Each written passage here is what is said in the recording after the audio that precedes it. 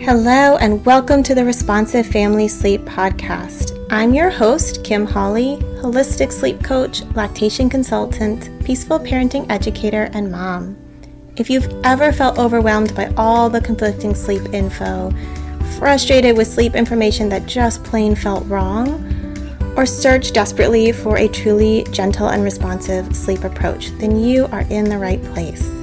In each episode, we'll be answering your most pressing baby and toddler sleep questions, busting those sleep myths, and helping you understand truly developmental, biologically normal baby and toddler sleep, plus encouraging you to trust your intuition along the way.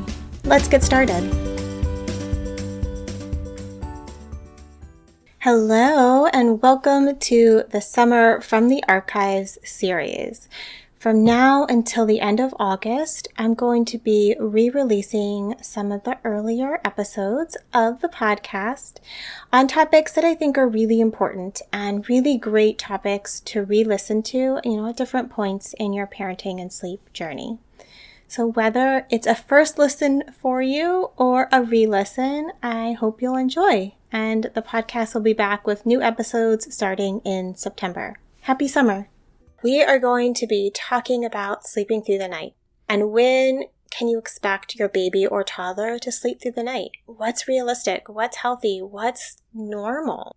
And I can tell you it is definitely not what most people tend to hear, right? That you should be sleeping through the night as an older baby after 6 months, that toddlers are going to be sleeping through the night. That's not what babies are doing. That's not the research. That's not what most parents are going to experience. So before we dive into all of that, I just want to put a little context here. And that is, physiologically speaking, no one actually sleeps through the night. Not you, not me, not your baby or toddler. So what do I mean by this? Well, we all wake briefly between sleep cycles. And we subconsciously assess, am I safe and do I have a need?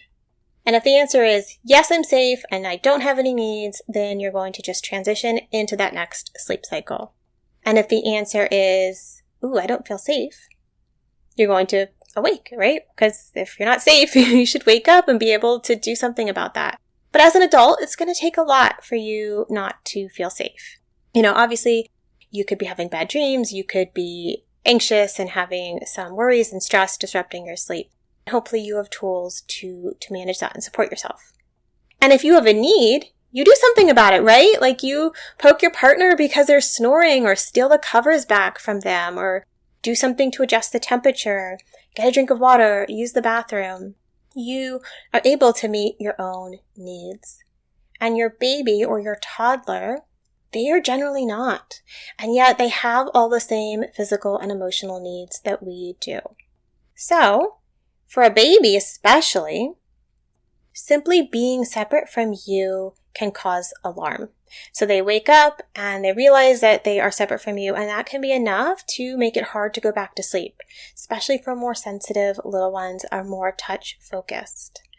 And then there's their needs, right? They can't solve their needs. They can't change their own diaper or get themselves a drink. Or adjust the temperature if they're hot, and they're going to experience all those same things. Even toddlers generally are not competent enough to manage their nighttime needs, and so they're going to signal you. They're going to awake fully and need your support. So if no one sleeps through the night, then what does sleeping through the night even mean, right? And we actually don't have a universal definition. There's parent definitions, there's research definitions, and even those aren't all the same. So as a parent, I think most people probably think of a baby that goes to sleep at bedtime and goes all night long without needing support. And that's a good, 10, 12 hours of nighttime sleep. And you as the parent have time in the evening and then get a full night of sleep yourself. But not all parents conceptualize it that way. I have talked with parents who say, my baby sleeps through the night. And I'm like, okay, tell me more about that. And they're like, yeah, they go down and then they wake a couple times a night for a feed really briefly. They resettle really quickly and they're back to sleep. And they weren't really fully awake and it's easy to get them back down. So they're sleeping through the night. And that's the way they conceptualize it. And, there isn't a right or wrong here. I'm just highlighting that we all have different opinions on what it means to sleep through the night, right? To those parents, baby wasn't awake for an excessively long time. They didn't need a bunch of soothing. They just needed a quick feed, and that felt like sleeping through to them. And then there's the research studies. What are people doing research defining as sleeping through the night? Now, I don't know. When I first became a sleep coach, I was actually shocked that the research definitions were so far away from what it feels like the parent definitions are.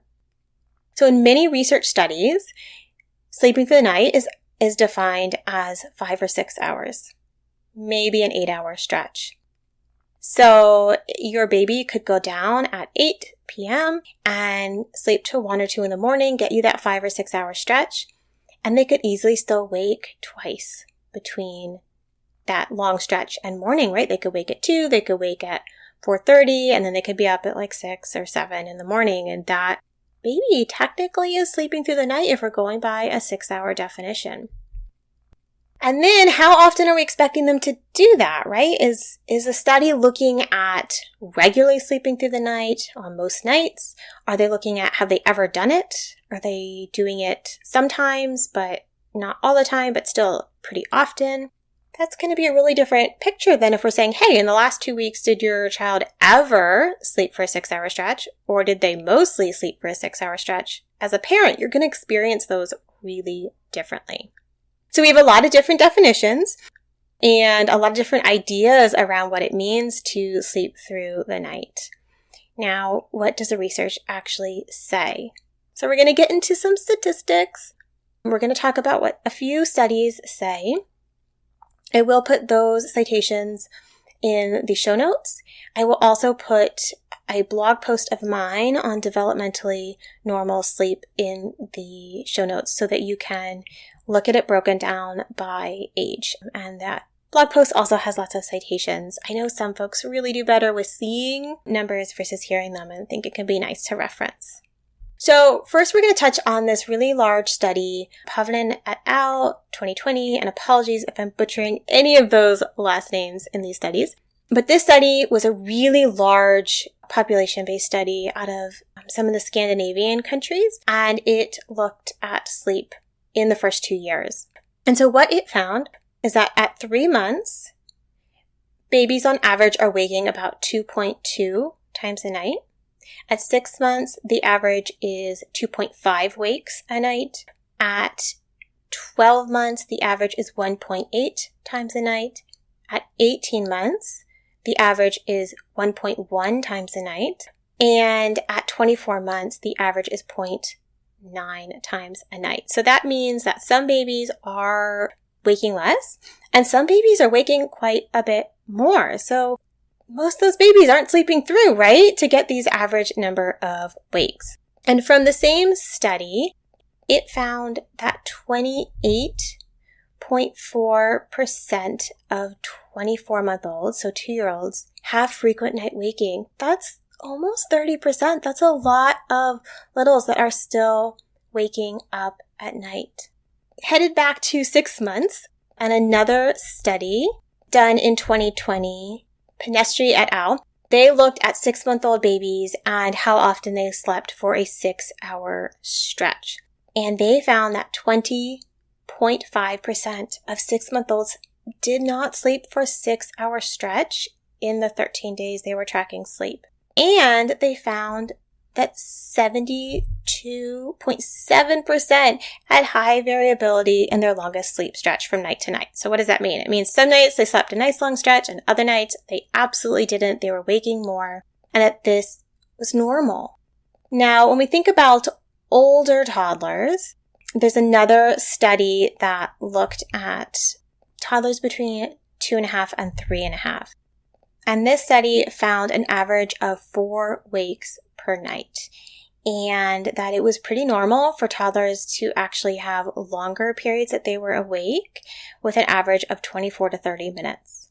Now, this study actually tracked babies' sleep with actigraphy, so it wasn't based on parent reports. So we don't necessarily know that these toddlers were waking up their parents at these wakes, but I think it's really interesting either way to show that these kind of older toddlers are still waking up quite a bit at night and waking up for longer stretches, and maybe they're not signaling their parents, but it just goes to show how normal it is to wake at night.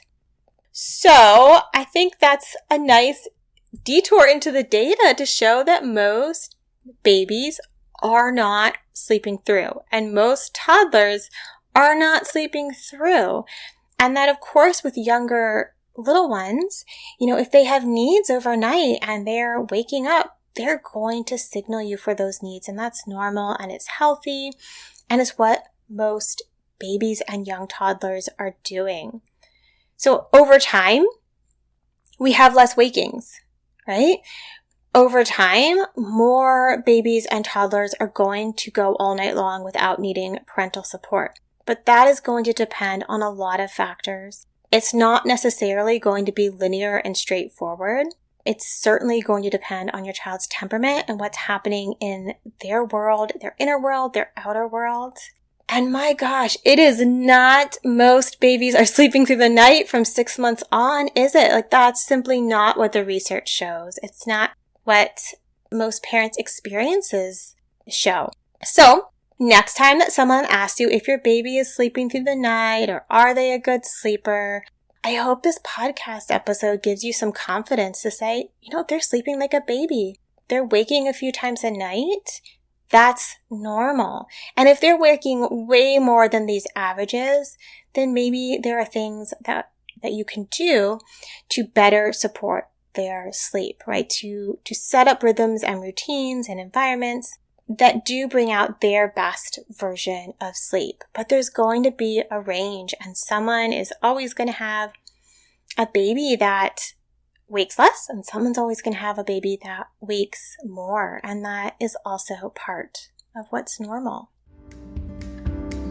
Thank you for joining me today. I hope this episode left you feeling more informed, confident, and encouraged on your sleep journey. And just a reminder before you go that nothing in this episode is individualized to your specific sleep situation, nor is it to be taken as medical advice. Take what resonates, ignore what doesn't, and check with your healthcare provider about any medical concerns. Take a moment to subscribe to this podcast so that you'll never miss an episode. And take a moment to rate, review, or share an episode you love on social media. All of that helps parents just like you find me, this podcast, and this gentle and responsive sleep information. I'll see you next time.